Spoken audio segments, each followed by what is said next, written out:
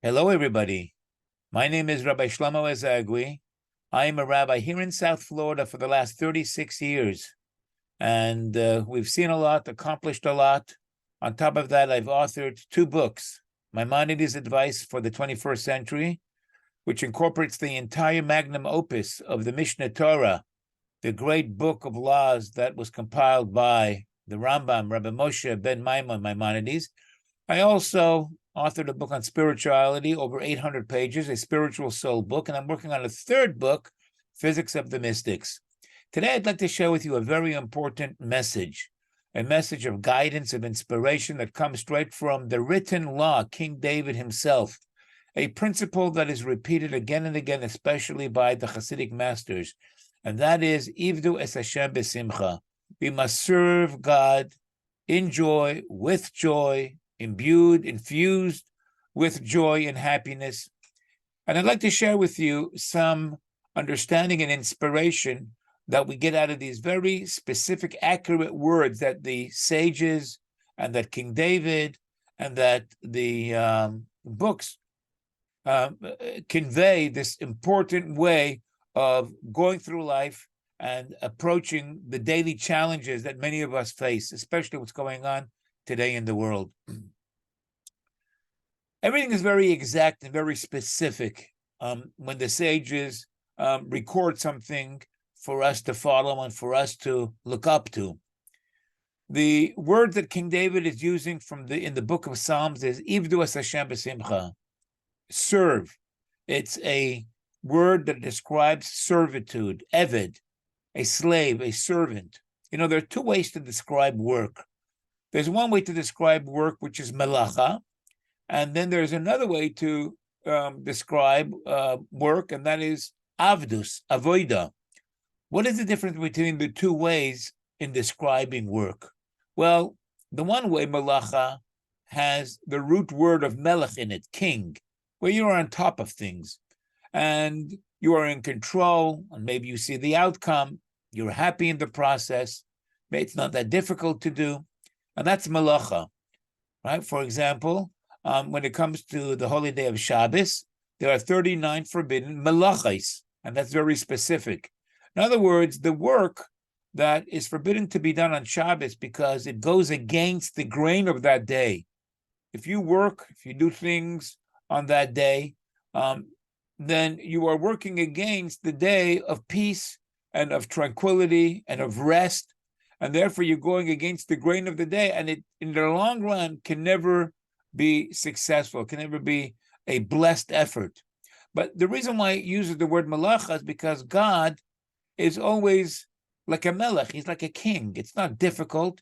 He doesn't have to push himself. He's always on top of what he's doing. And therefore, what's forbidden to be done on Shabbos is not necessarily things that are difficult to do. These are things that are similar to the way God created the world. God created the world, for example, with 10 statements. So even talking things that you're not allowed to is forbidden on Shabbos. Switching on an electric switch is forbidden on Shabbos, even though it doesn't take much effort. But that's, in a broader sense, one of the 39 malachas, one of the 39 forbidden acts that you're not allowed to do on Shabbos, but it's described by the word malacha. In other words, it doesn't necessarily have to come from a very disciplined and a very difficult place within the person. Nevertheless, it's forbidden on Shabbos. Then there's another way to describe work, and that is avoida. What is an accurate way to translate the Hebrew word avoida? That comes from the root word eved, a slave. Slave is not very happy to wake up in the morning and do the work. It's tedious. It's sometimes cumbersome. It's hard. It's difficult. He didn't sleep, maybe a good night's sleep. He's not maybe even getting the right kind of food, but he's got to do it. He's an eved. He's a slave. He's got to be disciplined. He's got to push himself to do it, whether he likes it or not.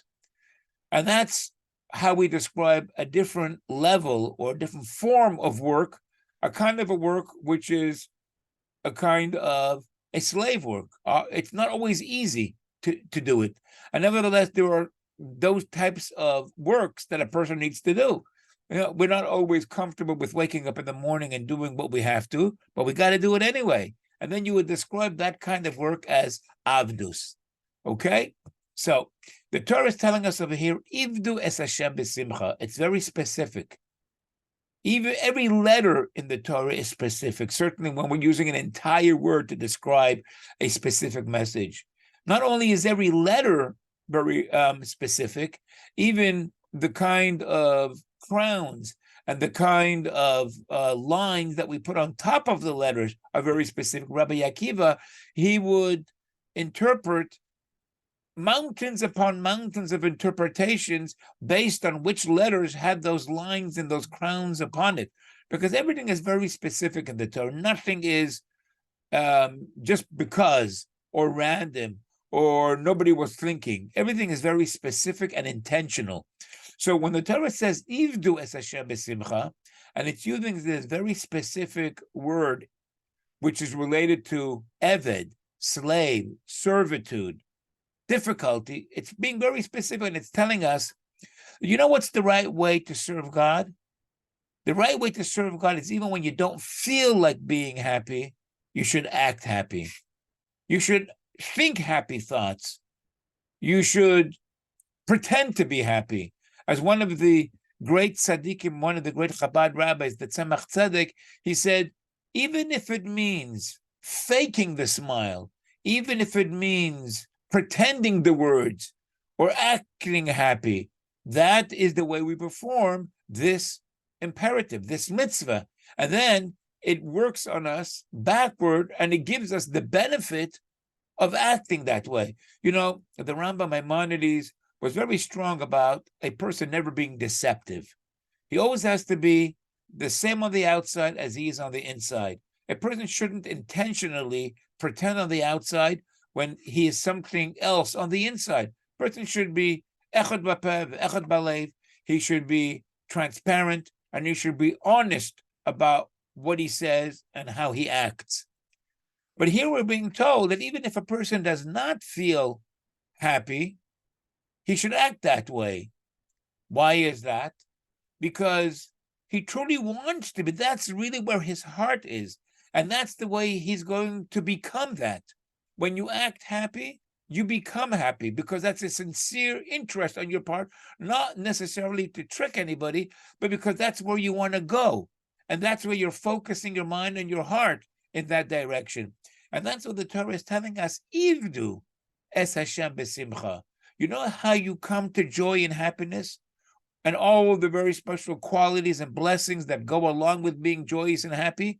Sometimes it takes forcing yourself, pushing yourself to act that way. And the Torah is telling us how you reach the joy.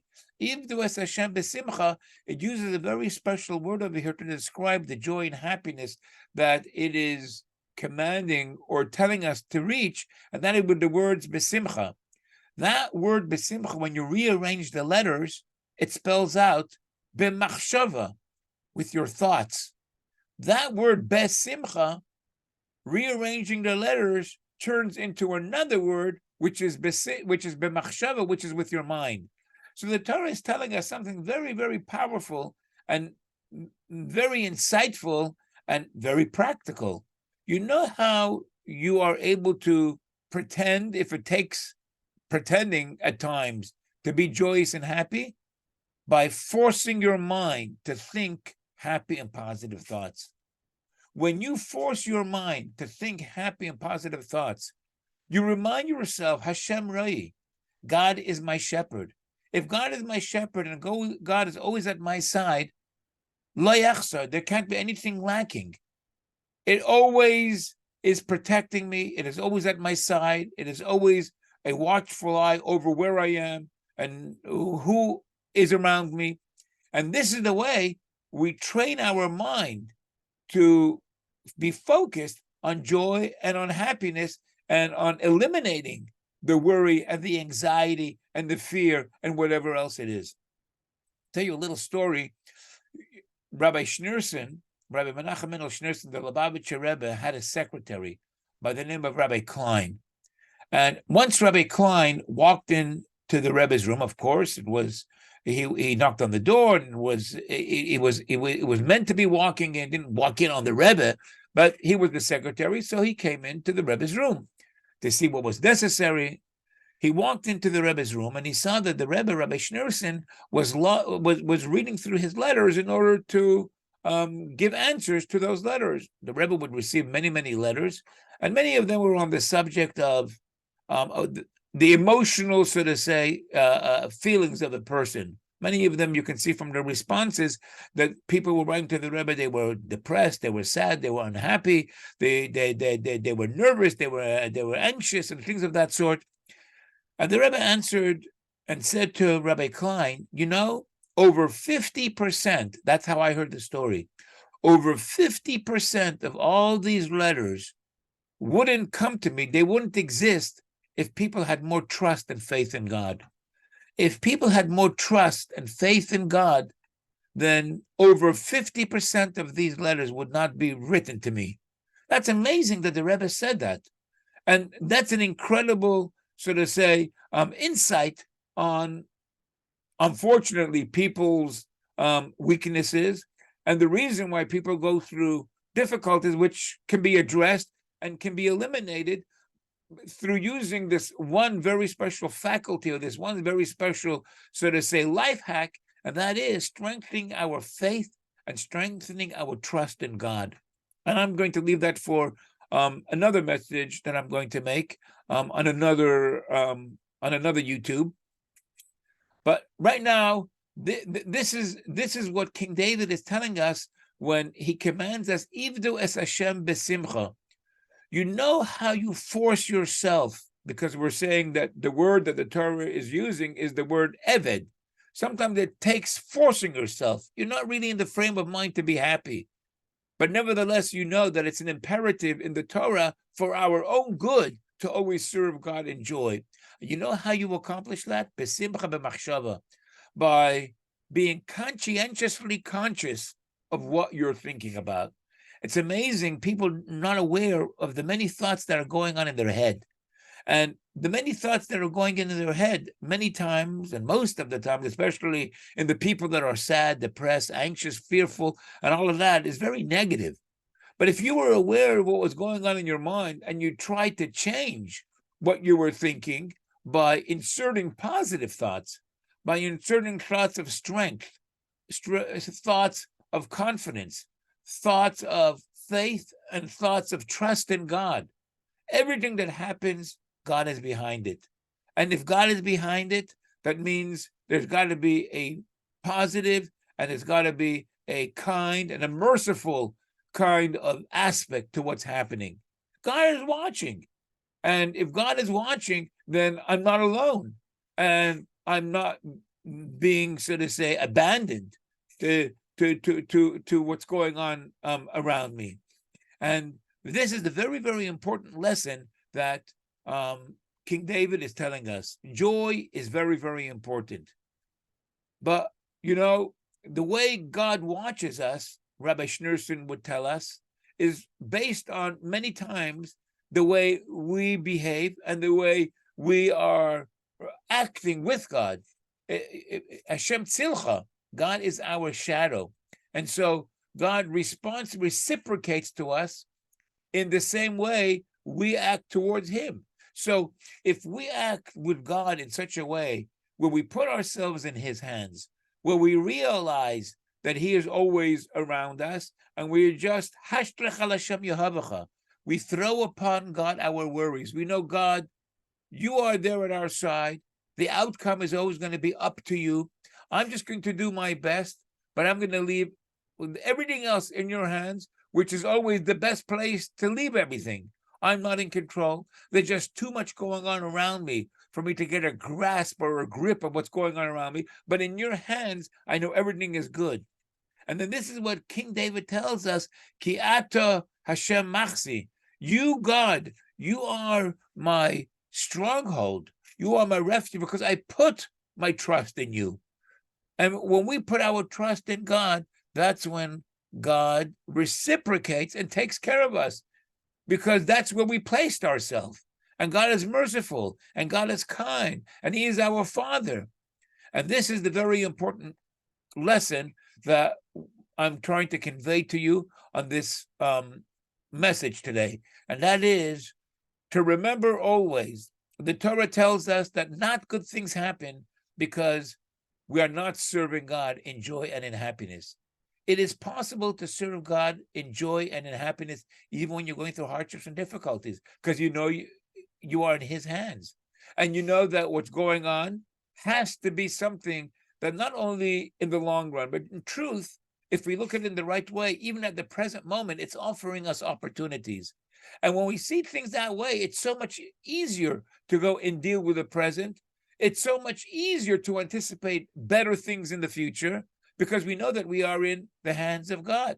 So let's absorb this message and try to engrave it in our mind, because that's where it starts. With your mind, you have control of your heart. Of course, we have emotional triggers, and we're triggered and we can feel sad and angry and upset about certain things. That's natural. That's normal. And the Torah tells us that that's natural and that's normal. But then we have free choice. And we have free choice, and we have the power with our mind to take control and to harness the horses of our emotions and lead it in a better direction. And that's the verse that King David is telling us, that sometimes the happiness, when it comes by itself, it doesn't need to be told to us. We don't need to be commanded to be happy. And sometimes, ivdu es Hashem b'simcha, take the attitude of a servant and of a slave. This is what you have to do. Push yourself in that direction. And push yourself in that direction by taking control of your thoughts. Then you will come to joy. And by fulfilling this directive, as it says when in the books of the Zohar, when a person is happy here in this world, then God is happy towards him in the world above. Have a sweet and blessed day.